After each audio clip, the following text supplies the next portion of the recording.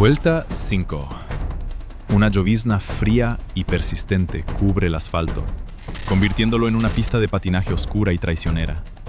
A 240 km por hora, un monoplaza atraviesa el denso bosque alemán. De repente, sin marcas de frenado, sin un solo intento de corrección, la máquina se desvía violentamente hacia la derecha. El coche patina de lado sobre la hierba mojada, acelerando hacia un muro natural de árboles macizos. El impacto es tan brutal, tan ensordecedor, que el monoplaza de aluminio se parte literalmente por la mitad. El motor sale despedido. El chasis queda convertido en un amasijo de metal retorcido. Y luego, un silencio sepulcral, solo interrumpido por el sonido de la lluvia cayendo sobre los restos calientes. El piloto Chris Irwin, que venía unos segundos por detrás, es el primero en presenciar la escena. Sabe que el hombre en ese coche no es un novato.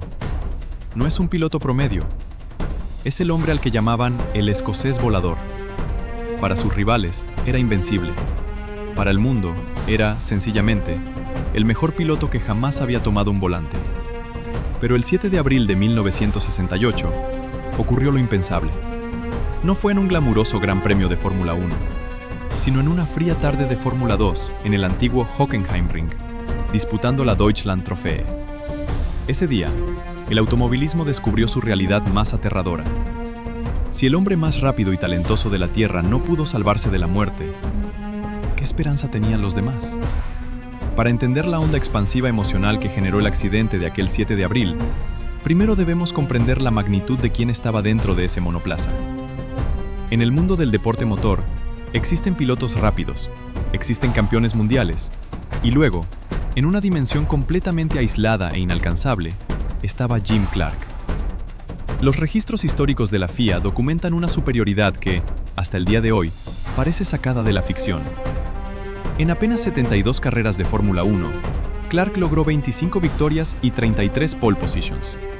Había conquistado 2 campeonatos mundiales y las legendarias 500 millas de Indianápolis. Pero lo que realmente aterraba y fascinaba a sus rivales no eran sus trofeos, sino su inexplicable simbiosis con la máquina.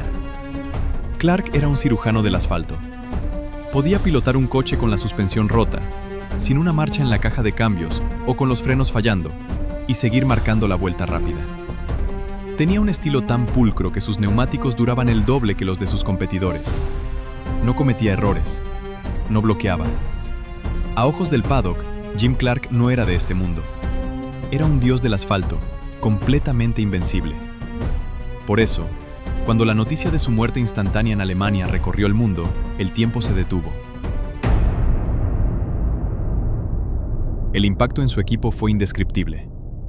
Colin Chapman, el legendario fundador de Lotus, perdió a su piloto estrella y a su mejor amigo, declarando más tarde que había perdido a su hermano.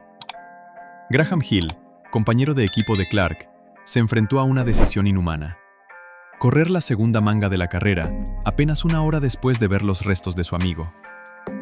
Hill caminó solo por el bosque, inspeccionó el árbol ensangrentado y los fragmentos de aluminio, y regresó al pit lane con la mirada perdida y una sentencia que heló la sangre de todos. No hay nada que Jim pudiera haber hecho. La pérdida no era solo humana, era el colapso de una verdad absoluta. El piloto neozelandés Chris Amon pronunció una frase que quedó grabada para siempre en la historia. Si le ha pasado a él, ¿qué esperanza tenemos los demás?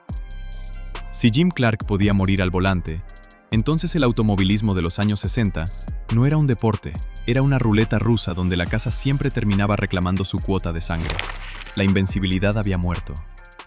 La ingeniería del desastre y la ruleta rusa. Pero, ¿cómo pudo fallar el mejor?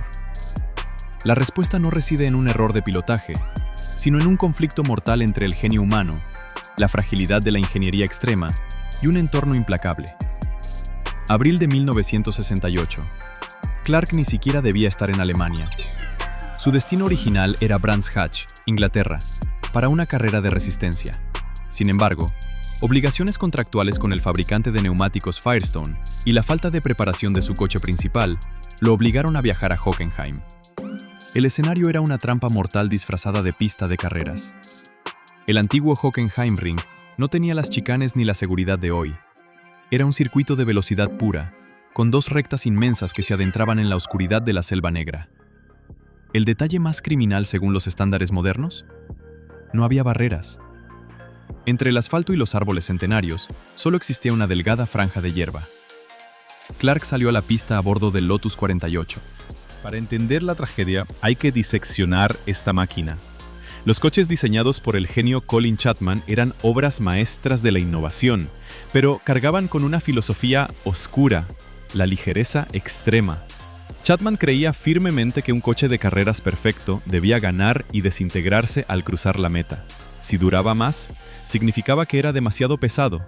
El Lotus 48 era un experimento llevado al límite. Originalmente diseñado para la Fórmula 3, Chapman decidió estirarlo para albergar el potente motor Cosworth FVA de 1,6 litros. Al hacerlo, la integridad estructural del monoplaza se comprometió. El coche, de apenas 400 kilos de peso, se volvió más estrecho, increíblemente nervioso y sensible a cualquier vibración. Durante las prácticas de aquel fin de semana, el motor fallaba y el equilibrio era errático. Clark, capaz de sentir una variación de milímetros en el chasis, estaba visiblemente frustrado. Tuvo que partir desde la 8ª posición, ciego bajo la lluvia y con la visera empañada. En manos de otro piloto, el Lotus 48 habría sido indomable. En las de Clark, era un arma de doble filo. Esa misma ligereza le daba velocidad, pero lo dejaba completamente vulnerable ante irregularidades. Y en la vuelta 5, ese diseño se encontró de frente con la negligencia humana. La investigación forense posterior al accidente fue exhaustiva y silenciosa. En Inglaterra, peritos de Lotus y Firestone analizaron cada fragmento, descartando rápidamente fallos de dirección o errores del piloto. La respuesta oficial fue que se encontró en un detalle de apenas 10 centímetros. Un corte limpio y profundo de 4 pulgadas en el flanco del neumático trasero derecho. Horas antes de la carrera de Fórmula 2, el circuito había albergado una competición de turismos. En 1968, los protocolos de limpieza de pista eran casi inexistentes. Las investigaciones concluyeron que un trozo de carrocería abandonado en el asfalto cortó la goma de Clark. A 240 km por hora, la pérdida de presión fue instantánea.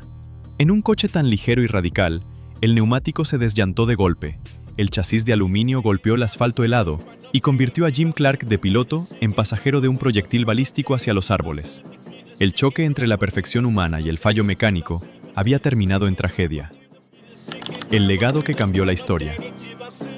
El silencio que siguió al impacto en Hockenheim aún resuena en las bases del automovilismo moderno. Jim Clark no murió por un error de cálculo. Murió porque la época en la que vivía simplemente no estaba a la altura de su grandeza. Su sacrificio involuntario, sin embargo, se convirtió en el catalizador del cambio más profundo en la historia del deporte motor. El automovilismo tuvo que aceptar que estaba enviando a sus gladiadores a la arena con armaduras de papel en coliseos de cemento y madera.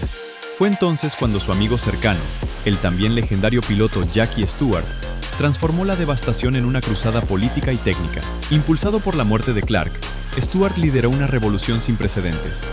La Asociación de Pilotos de Grandes Premios, GPDA, dejó de ser un simple club social para convertirse en un sindicato agresivo que exigía el derecho a vivir. Gracias a ese día gris de 1968, la industria dejó de contar cadáveres y empezó a invertir en supervivencia. La campaña de Stewart logró la instalación obligatoria de barreras de acero, ARMCO, en todos los circuitos para separar a los coches de los árboles y muros de piedra. Se impusieron los cinturones de seguridad de 6 puntos, los trajes ignífugos, los cascos integrales y la presencia obligatoria de equipos médicos de extracción rápida. Hoy, en pleno 2026, cuando vemos a un piloto salir caminando ileso de un accidente espeluznante a más de 300 km por hora, estamos viendo la respuesta directa al árbol de Hockenheim. Cada barrera Safer que absorbe un impacto, cada célula de supervivencia de fibra de carbono y el halo de titanio que protege las cabezas de los pilotos son piezas de un monumento erigido en memoria de Jim Clark. El escocés volador nunca llegó a ver el deporte seguro que él mismo, con su ausencia, ayudó a construir. No solo nos dejó récords inquebrantables y vitrinas llenas de trofeos, nos dejó la inquebrantable lección de que la vida del piloto siempre valdrá más que la velocidad de la máquina. Su muerte compró la seguridad de todas las generaciones venideras, recordándonos que, aunque la pasión por la velocidad tiene un precio altísimo, el ingenio humano siempre debe ganarle la carrera a la tragedia. Jim Clark no terminó aquella carrera en Hockenheim, pero su estela cruzó la meta hace mucho tiempo, garantizando que para los pilotos de hoy siempre haya un mañana. Ahora quiero saber tu opinión. ¿Crees que existe en la actualidad algún piloto con esa sensibilidad técnica milimétrica que tenía Jim Clark? ¿O esa era de simbiosis pura y mecánica entre el hombre y la máquina se perdió para siempre con la llegada de las computadoras? Te leo aquí abajo en los comentarios. Si este documental te ha aportado valor y te ha hecho ver la historia del motor con otros ojos, no olvides darle un buen like y suscribirte activando la campana de notificaciones. Tu apoyo es vital para que podamos seguir investigando a fondo y trayendo a la luz estas historias que definieron la esencia del deporte que amamos. Gracias por acompañarnos en este viaje al corazón de la leyenda. Nos vemos en la próxima Bandera a Cuadros.